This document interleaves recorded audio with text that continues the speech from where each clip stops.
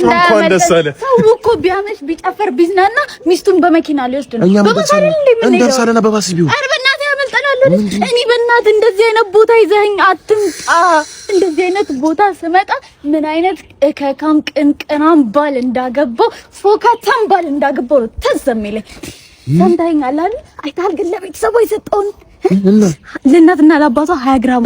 ለሁለት እህቶቿ 15 ግራም ለወንድሟ ስታሪክስ መኪና እየዞረ ትራቨል ለነገሩ ምን ታረግ በነፃ ነው ያገኘ የንቀትን እኮ ቢያንስ ሽማግሌ እንኳን አላክም ለቤተሰቦች እኔ ብትንገር የተሻለ ነገር ባገኝ ትቼ የተሻለ ነገር እንዴት እንደምታወራው አደ በረዬ ወደው ሰላም አለለ ኧረ ሰላም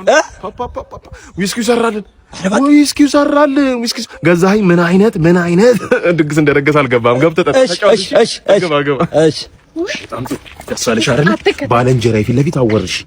አቧራውን አንሳፈፈችው አበረረችው ተባለ ደስ ይበልሽ በጣም ጀግና ሚስት ነሽ አንቺ ማን ሆነሽ ነው ቤተሰቦችን ከሌላ ቤተሰብ ጋር የምታወዳደሪ እናንተ ጋንታ አይደላችሁ እንዴ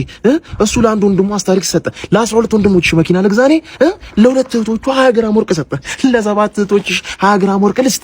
በምን አባቴ ከየት አምጥቼ የቤተሰብ ምጣኔ ማታውቁ አባት ማይም እናት ማይም እናንተ እኮ ከቤት ስትወጡ ከስብሰባ አዳራሽ እንደመለቀጥ ነው ቤታችሁ ኩይሳ እናንተ ደግሞ ጉንዳኖች ምን ቢሰማልኝ ተይ እንጂ አይደል እድልሽን ትሞክሪያለሽ አይደል ባይፋቅ ፋቅ እያደረግሽው አንቺ ቅንቅናም ግድ የለም